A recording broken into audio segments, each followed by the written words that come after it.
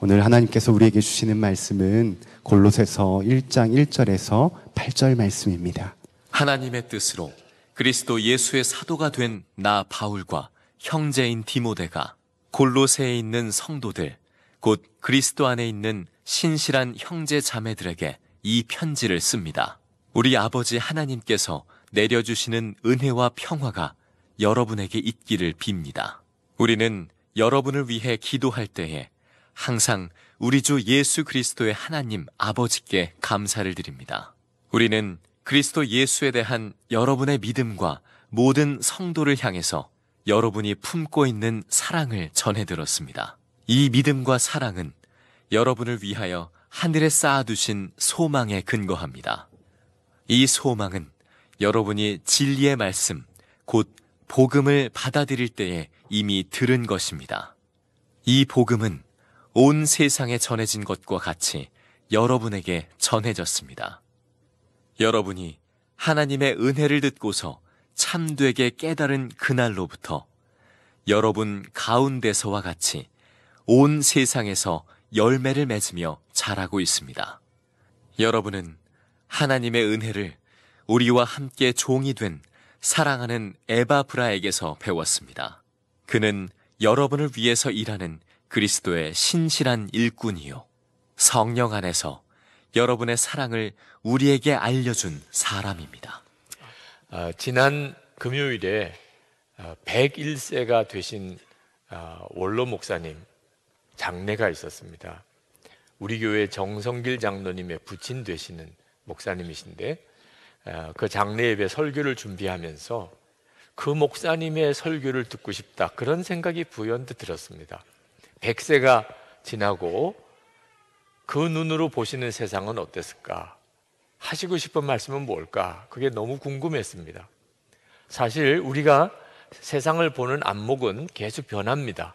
저도 어릴 때 보던 세상이 있었고, 또 10대 시절에 보았던 세상이 있었고, 20대 때 보았던 세상이 있고, 제 아내와 결혼할 때 그때 보던 세상이 달랐고, 40세 열심히 목회하던 그 시절, 50대를 지나면서, 그리고 지금 60이 넘어서면서 매번 보는 세상이 달라지는 것을 느낍니다.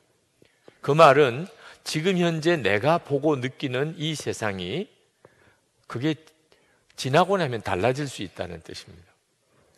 이제 70이 되면 아마 또 달라질 거고, 80이 지나면 보는 것이 또 달라질 겁니다. 100세가 되면 도대체 인생은 어떻게 보이며, 중요한 것은 무엇이며, 세상은 어떻게 보일까? 그 점이 참 궁금해졌습니다. 그러니까 지금 현재 내가 본 것을 전부 다라고 생각하시면 안 됩니다. 내가 가지고 있는 세계관이 그게 절대적인 것이라고 생각했다가는 지나고 나면 크게 후회가 됩니다. 자, 지나고 난 다음에 깨닫는다. 그렇지요. 지나고 나면 깨닫게 됩니다. 근데 그러면 후회밖에 남지 않잖아요. 그걸 어떻게 미리 깨달을 수 있을까? 나이가 들지 않아도 후회하지 않는 아주 중요한 교훈이 하나 있습니다. 그것은 주 예수님만 바라보며 주님과만 동행하는 삶을 사는 겁니다. 그러면 반드시 지나고 난 다음에 내가 정말 잘했어, 나 정말 후회가 없어, 그런 삶을 살게 되어 있습니다. 국민일보에 새해부터 한 달에 한 번 예수 동행 컬럼을 쓰게 되었는데, 이번 1월 첫째 주일 컬럼에 제목을 오직 한 가지 소원이라고 하는 제목으로 컬럼을 썼습니다. 저에게는 오직 한 가지 소원이 있습니다. 여러 가지 많은 소원 중에 하나가 아니고 오직 한 가지 소원. 복잡한 것도 아니고 어려운 것도 아니고, 사람을 만날 때든지 혼자 있을 때든지, 밥을 먹을 때든지 잠을 잘 때든지, 좋은 일이 있을 때든지 어려운 일이 있을 때든지, 성공했을 때든지 실패했을 때든지, 항상 보이지 않으시는 예수님을 보는 분처럼 바라보는 것이 저의 오직 한 가지 소원입니다.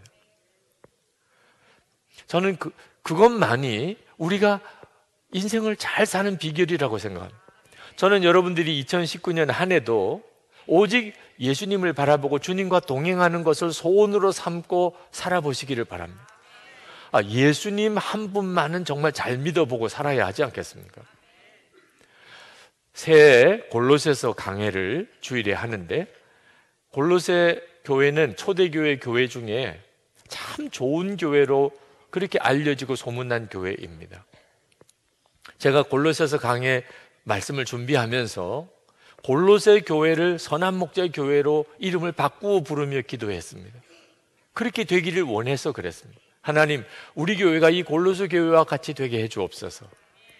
여러분들도 골로새서 강해 설교를 들으시면서 골로새서를 반드시 읽으실 뿐만 아니고 선한 목자 교회가 골로새 교회 같기를, 여러분 자신이 골로새 교회 교인 같기를 위해 기도해 주시기를 바랍니다. 골로새 교회가 참 좋은 교회였다는 것은 3절에 보니까 사도 바울이 골로새 교회를 위하여 기도할 때 항상 하나님께 먼저 감사가 되더라 그랬습니다. 아니, 어떤 교회는 걱정만 되더라 이런 교회도 있는데 항상 감사부터 나오는 교회, 참 좋은 교회죠. 네. 어떻게 해서 그런 교회가 될 수 있었을까요? 4절부터 5절에 보면 그 골로새 교회에 믿음과 소망과 사랑이 있었다는 겁니다. 이건 교회에 대한 칭찬 중에 최고의 칭찬입니다. 어느 교회에 믿음이 있고 소망이 있고 사랑이 있더라. 여러분들이 신앙생활 잘하는지 아닌지는 여러분 안에 믿음이 있고 소망이 있고 사랑이 있는지를 보고 판단하는 겁니다. 그런 칭찬을 들었습니다. 여러분에게 믿음, 소망, 사랑이 있으십니까? 믿음이라는 것은 예수님을 믿으니까, 나와 함께 계시는 주님을 믿으니까 더 이상 염려도 두려움도 없는 겁니다. 소망이라는 것은 내가 갈 하나님의 나라가 눈에 확 열려 보이니까 이제는 항상 기쁘다는 겁니다. 사랑은 원수도 용서하고 사랑하는 것입니다. 믿음, 소망, 사랑 항상 있는 교회와 성도 찾아보기가 의외로 참 어렵습니다. 도대체 골로새 교회는 어떻게 그 믿음과 소망과 사랑이 다 있었을까요? 사도 바울은 말하기를 복음을 들었기 때문이라는 겁니다. 6절 말씀에 보면 이 복음은 온 세상에 전해진 것과 같이 여러분에게 전해졌습니다. 여러분이 하나님의 은혜를 듣고서 참되게 깨달은 그날로부터 여러분 가운데서와 같이 온 세상에서 열매를 맺으며 자라고 있습니다. 골로새 교회에 복음이 들려졌습니다. 그리고 그 복음이 그들 속에 열매를 맺고 자란다는 겁니다. 복음의 결론이 믿음과 소망과 사랑의 삶이었던 거죠. 자, 그러면 우리도 궁금해집니다. 우리도 복음을 알잖아요.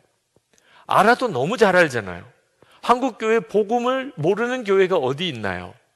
그런데 어째서 우리는 믿음과 소망과 사랑을 가진 교회와 성도를 찾아보기 어려운 건가요? 그러니 여러분이 알고 있다는 복음이 진짜 복음인지 다시 점검해 봐야 됩니다. 믿음과 소망과 사랑의 열매가 맺어지지 않는 복음, 도대체 그 복음이 진짜 복음인가 하는 거예요. 복음이 진짜 복음이라면 반드시 믿음과 소망과 사랑의 열매가 맺어지는 것이고, 믿음과 소망과 사랑의 열매가 맺어지지 않는다면 그 복음이 아닌 것입니다. 여러분이 이번 골로새서 강해를 통해서 여러분이 알고 있는 복음은 그 정말 진짜 그 복음인지, 도대체 믿음과 소망과 사랑의 열매가 맺어지는 복음은 어떤 것인지를 분명하게 깨닫는 은혜가 있기를 축복합니다.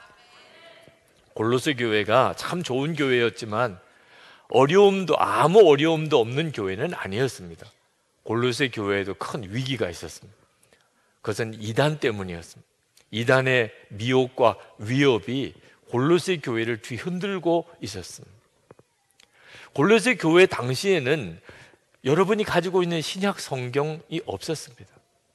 그때는 체계적인 교리도 없었습니다. 골로새 교회 교인들은 대부분 다 이방인들이었습니다. 그들은 구약 성경의 기초도 매우 약한 사람들이었습니다. 그러니 이단의 미혹은 골로새 교회를 흔들 수 있는 대단히 위험한 요소였습니다. 그런 위험한 처지에 골로새 교회가 있었습니다. 그런데도 그 교회가 아주 훌륭한 교회였다. 이유는 믿음과 소망과 사랑의 열매가 맺어지는 생명의 복음이 그들에게 있었기 때문입니다. 그러므로 이 생명의 복음, 진짜 복음은 얼마나 중요한 것인지 모릅니다. 글래디스 아이워드 선교사님이라고 미국 선교사님이신데 중국에 가서 사역하셨던 선교사님, 아주 키가 작으신 선교사님이었다고 알려지는 분이 계십니다. 이 아이워드 선교사님이 열심히 중국에 가서 복음을 전하고 그리고 예수 믿는 사람이 굉장히 많아졌습니다. 근데 중국이 공산화되고 그리고 아주 무지막지하게 기독교인들을 핍박하기 시작하면서 예수 믿었던 사람들이 하나둘 떨어져 나가기 시작하고 300명만 남았어요. 공산주의자들이 그 300명, 끝까지 예수를 포기하지 않겠다고 하는 그 300명을 광장에 몰아냈습니다. 그리고 인민재판을 열었습니다. 19살 된 아주 가녀린 한 자매를 끄집어냈습니다. 그 자매를 지난 2달 동안 무자비한 고문을 하면서 이제는 입만 열면 예수를 부인할 것이다, 그런 확신이 들었기 때문에 그 자매를 통해서 다른 사람의 배교를 끌어내려고 그 자매를 내세웠습니다. 그 앞에는 만약에 예수를 계속 믿겠다고 하면 단두대에 목을 벨 그 단두대를 앞에 설치해 놓았습니다. 그리고 그 자매에게 고백하라고 그랬습니다. 사람들 앞에서 고백하라. 그때 그 자매가 많은 사람들 앞에서 이렇게 말했습니다. 공산당에 세뇌당했지만 그러면 그럴수록 하나님은 살아계십니다. 예수님은 나의 주님이십니다.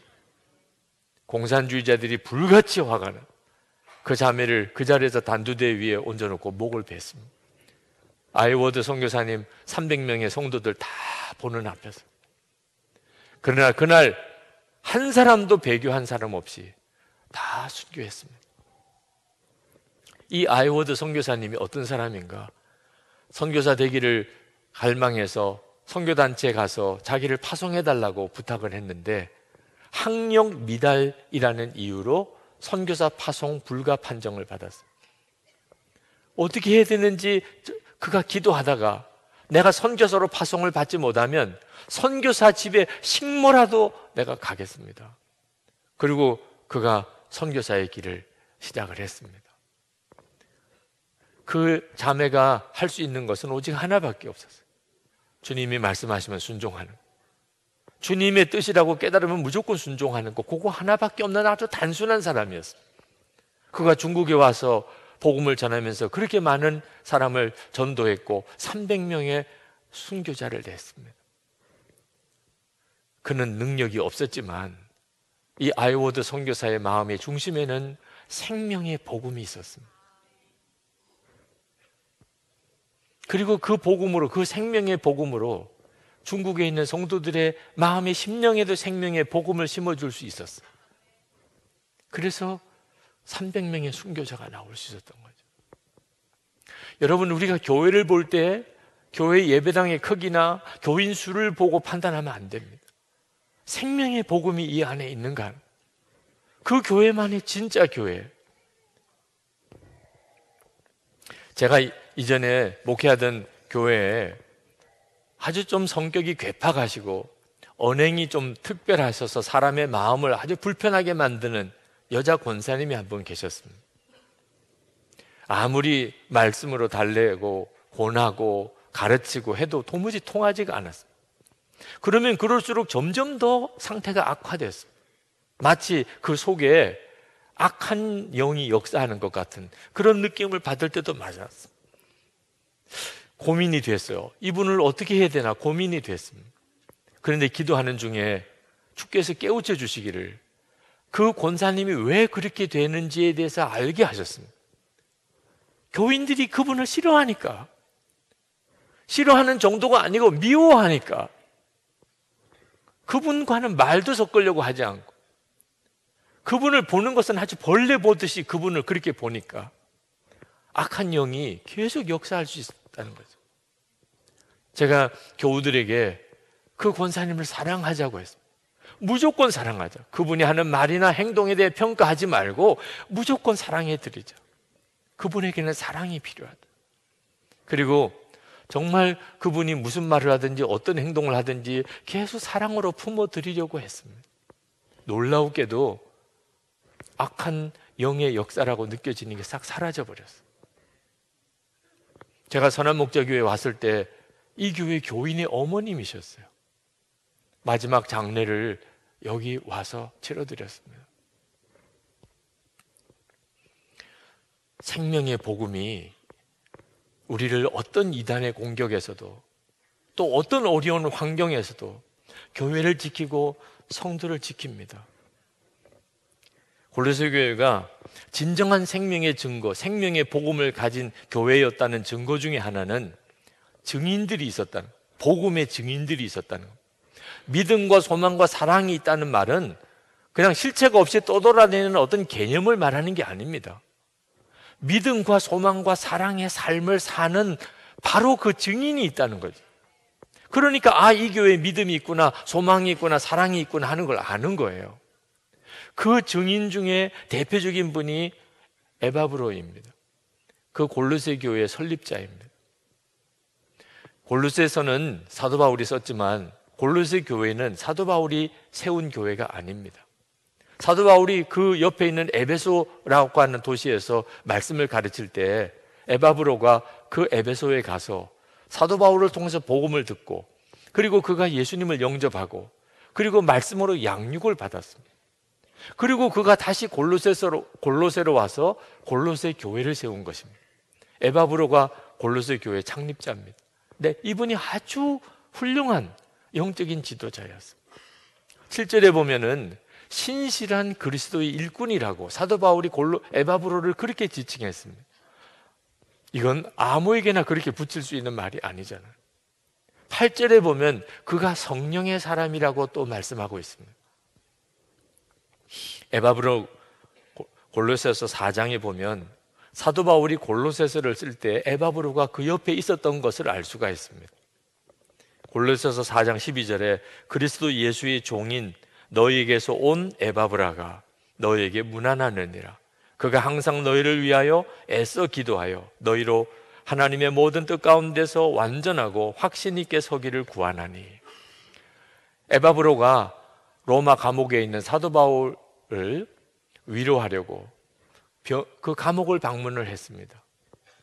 그리고 사도 바울이 그 에바브로가 와서 함께 지내는 동안 유심히 보니까 여기 와서도 계속 기도를 하고 있다는 겁니다. 바로 그 골로새 교회를 위해서 계속해서 기도를 하고 있다. 무슨 기도를 했을까요? 골로새 교회에 이단의 미혹과 위협이 온 것으로 인하여 골로새 교인들이 흔들리는 것에 대해서 안타까운 마음으로 기도를 했다는 거예요. 그런 지도자가 있었기 때문에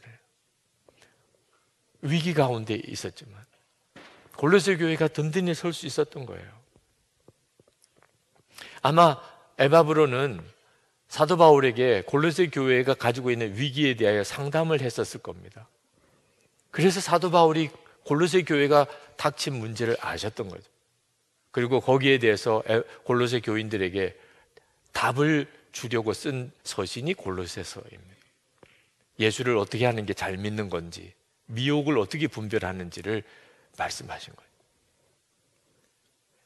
골로새 교회에는 에바브로 말고도 또 아주 훌륭한 성도가 있었습니다. 빌레몬입니다.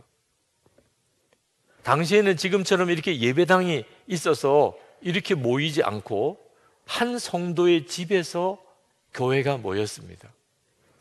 골로새 교회가 모였던 성도의 집이 어느 집이냐면 바로 빌레몬의 집이었습니다. 빌레몬서 1장 2절에 보면 내 집에 있는 교회라고 이렇게 말씀하셨는데 바로 골로새 교회입니다. 사도 바울이 골로새서를 쓰면서 빌레몬서를 같이 썼습니다. 사도 바울이 빌레몬에게 편지를 쓰신 이유는 오네시모라고 하는 사람 때문입니다. 오네시모는 빌레몬의 종이었는데 재정적인 큰 손해를 끼치고 그리고 도망을 쳤습니다. 이 도망친 노예는 그때 당시에는 누구든지 잡아서 죽일 수도 있었습니다. 근데 이 오네시모가 예수를 믿은 겁니다. 사도 바울로부터 복음을 듣고 그가 예수를 믿고 거듭났습니다. 그 오네시모가 완전히 거듭난 자라는 사실을 사도 바울이 알고 그리고 빌레몬도 아주 신실한 성도인 것을 아시니까 오네시모에게 주인인 빌레몬에게 돌아가라고 한 거예요. 그러면서 빌레몬에게 편지를 보낸 겁니다. 오네시모는 거듭난 성도가 되었으니 이제는 종으로 여기지 말고 형제로 여겨달라고. 그렇게 편지를 보낸 게 빌레몬서입니다. 전승에 의하면 빌레몬이 오네시모를 아주 주의 사랑으로 맞아들이고 그를 신앙으로 더 양육해서 나중에 에베소의 감독으로 세웁니다. 빌레몬은 집사인데 도망친 종이었던 오네시모를 감독으로 세우고 그를 감독으로 섬겼습니다. 이 일이 소아시아 교회에 얼마나 놀라운 소문이 되었는지 모릅니다. 도대체 복음이라고 하는 게 뭐냐? 도대체 예수를 믿는다고 하는 게 뭐냐? 어떻게 저런 일이 있을 수 있냐? 실제로 소아시아 지역에 있는 교회에는 노예 출신인데 감독이 되신 분들이 여러 분이 있습니다. 우리가 너무나 잘 아는 서머나의 폴리캅 감독, 그분 노예였습니다. 안디옥 교회 igna티어스 감독, 그분도 노예였습니다. 노예였던 사람이 예수를 믿고 그가 자유인이 되고 그리고 감독까지 되었습니다. 성도들을 발을 씻기시는 종의 자세로 성도들을 섬겼지 않겠습니까? 성도들은 그분이 출신이 노예이지만 주께서 감독으로 세우신 줄로 믿고 그리고 그분을 죽게 하듯이 섬겼습니다. 이것이 초대교회였어요. 복음은 그냥 듣고 마는 게 아닙니다. 복음은 너무나도 놀라운 삶의 변화를 가져오는 거죠. 폴리캅이 순교할 때 장작 더미 위에 거기 올려 묶임을 당하고 마지막으로 하나님께 기도했던 기록이 있습니다. 하나님, 얼굴에 화인 맞아야 할 이 노예, 평생 짐승 노릇이나 해야 했을 이 종을 주의 종으로 삼아 주셨음을 감사드립니다. 저는 평생 종으로 하나님과 성도들을 섬겼습니다. 그러나 이제 주께로 갈 시간이 되었습니다. 그러나 저는 주께로 가지만 하나님이여 우리 서머나 교회를 지켜주옵소서. 가난한 자나 부자나 지식자나 무식자나 종이나 자유자나 다 서머나 교회에 와서 구원을 받게 하시고 계속해서 서머나 교회가 한 믿음, 한 사랑, 한 희생으로 한 몸을 이루게 하옵소서. 그렇게 기도하고 그는 화형을 당했습니다. 지금 현재 우리 한국교회가 가지고 있는 위기 중에 하나가 교인들이 진보와 보수로 갈라지고 있다는 것입니다. 예수를 믿어도 정치적인 어떤 신념을 가질 수는 있습니다. 그러나 예수님은 만왕의 왕이시기 때문에 진보주의자나 보수주의자나 다 품으십니다. 우리가 어떤 정치적인 신념을 가지고 있다 하더라도 예수를 믿게 되면 예수님 안에서 우리는 다 하나가 됩니다. 그런데 예수를 믿었던 사람이 정치적인 신념 때문에 갈라진다면, 그래서 서로에 대해서 비난하고 함께 하기를 싫어한다면 도대체 어떤 예수를 믿는 겁니까? 그 사람은. 골로새 교회, 그때 당시에 소아시아의 교회는 주인과 종의 장벽이 무너진 교회였습니다. 예수님 때문에. 그 복음이 진짜 복음이죠. 유대인과 이방인의 장벽이 무너졌습니다. 유대인과 이방인, 지금도 이스라엘과 아랍이 싸우잖아요. 어떻게 그게 무너질 수 있어요? 예수님 안에서 무너졌어요. 진보와 보수, 이건 비교도 안 되는, 정말 해결될 수 없는 장벽인데 예수님 안에서 다 무너졌어요. 이것이 복음의 비밀이고 복음의 능력인 것입니다. 그 능력이 있으니까 이단의 위협 앞에서 골로새 교회가 설 수 있었던 것입니다. 우리가 복음으로 살지 못하는 결정적인 이유가 복음으로 사는 성도를 많이 보지 못했기 때문입니다. 예수를 믿는다고 하고 교회 중직자라고 하고 심지어 목회자라고 하면서 세상 사람들보다 더 못하게 사는 사람들을 보니까, 그런 예를 들자면 수도 없이 꼽을 수 있으니까 처음 예수 믿는 사람이 예수를 저렇게 믿는 건가 보다. 그렇게 되는 겁니다. 예수님을 믿는 사람들마다 다 믿음과 소망과 사랑의 열매를 맺기 시작한다면, 그러면 예수 믿는 사람이 저게 예수 믿는 거구나 했을 거 아니겠습니까? 여러분, 성경 읽고 설교 듣고 성경 공부하는 것으로 그치면 안 됩니다. 여러분 자신이 진짜 십자가의 복음, 예수님의 생명을 여러분이 얻었다면 여러분은 믿음과 소망과 사랑의 삶의 열매가 맺어져야 합니다. 그리고 이제 예수를 믿겠다는 사람에게 그것을 보여줘야 됩니다. 도대체 예수를 믿는 사람은 어떻게 사는 건가를 보여줄 수 있어야 합니다. 빌레몬의 집에 모였던 골로새 교인들은 빌레몬 집을 얼마나 드나들었겠습니까? 예배 때문에 빌레몬 집을 드나들면서 그는 빌레몬 가족이 사는 것을 보았습니다. 그 빌레몬 가정 안에 일어나는 일을 보았습니다. 종인 오네시모를 감독으로 세우는 걸 보았습니다. 아, 저렇게 하는 거구나. 그들은 믿음과 소망과 사랑의 설교를 들은 게 아니고 그렇게 살아내는 성도의 가정을 통해서 그들이 다 그렇게 믿음으로 살게 된 거죠. 생명이 있으면 열매가 맺어지잖아요. 저는 우리 교회 모든 속회가 이런 속회가 되기를 원합니다. 우리는 교회 안에 한 12명 전후로 속회를 다 구성해 드렸습니다. 그 속회는 근본적으로는 집에서 모이는 속회입니다. 마치 골로새 교회, 빌레몬의 집에 모였던 골로새 교회처럼 집에서 모이는 거예요. 왜 그렇게 강조하나? 집에서 모이는 것은 바로 그 삶의 현장에서 믿음을 나누고 그리고 소망을 나누고 사랑을 나누시라는 거예요. 부족한 게 여전히 많지만 주님은 계속 우리를 변화시켜 나가십니다.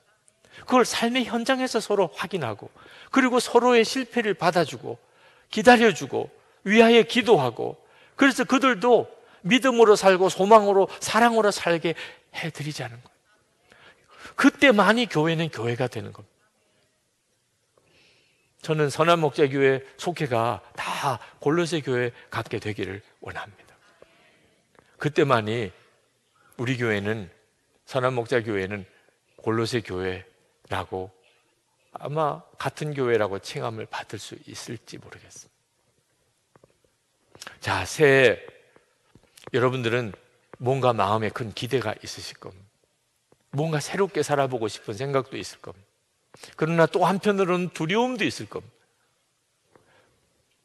예전에 다 살아보았잖아요. 올해라고 특별한 것이 있겠어? 또 올해는 무슨 어려운 일이 생길까? 그런 두려운 마음이 있는 분들도 있을 거예요. 여러분, 그러므로 막연히 좋은 일이 있을 것이라 그렇게 생각하지 마셔야 합니다. 정말 주 예수님을 바라보셔야 돼요. 주님은 도대체 어떻게 생각하실까? 오늘 새해 첫 주일 예배 참석한 내게도 한 해에 대한 생각이 있지만 나를 보시는 주님께는 무슨 생각이 있으실까? 그게 우리에게는 매우 중요한 관심사입니다. 제 아내가 사모님들과 말씀 기도를 하고 있는데 이제 그 책이 욥기에 왔답니다. 새해 이제 욥기부터 읽어가야 될 차례입니다. 근데 새해가 시작이 됐는데 욥의 고난부터 묵상해야 되는 게 마음에 부담이 되더래요. 그런데 말씀 기도를 하면서 놀라운 반전이 일어났다는 거예요. 그러면서 말씀 기도했던 내용을 저에게 전해 주었습니다. 욥을 사탄에게 내어주시는 하나님 아버지께는 욥을 자랑스럽게 여기시는 마음이 가득한 것을 느꼈습니다. 이봐라, 욥은 어떤 상황과 여건 때문에 내게 신실한 것이 아니다. 봐라, 욥을 봐라. 나의 사람을 봐라. 나의 자녀를 보아라. 이렇게 말씀하시면서 지금도 이렇게 말씀하실 수 있는 사랑과 교회를 찾으시는 아버지의 마음을 느꼈습니다. 하나님께서 마귀를 향하여 리브가를 보아라, 인자를 보아라, 옥선이를 보아라, 미오기를 보아라, 선혜를 보아라, 현수기를 보아라, 은수기를 보아라, 진이를 보아라, 채선이를 보아라, 지은이를 보아라 하심을 느꼈습니다. 다 사모님 이름입니다. 네. 여러분에게도 주님은 동일하지 않으시겠습니까? 내가 사랑하는 자를 보아라. 내 자녀를 보아라. 사탄에게 너 한번 봐라. 올 1년 동안 무슨 일이 있을지 한번 보아라. 너 주님이 하십니다. 우리가 24시간 주님을 바라보면, 그러면 주님께서 우리 교회를 믿음과 소망과 사랑의 열매가 놀랍게 맺어지는 교회로, 여러분 자신의 삶에 믿음과 소망과 사랑의 열매가 맺어지는 물이 포도주가 되는 기적을 일으키십니다.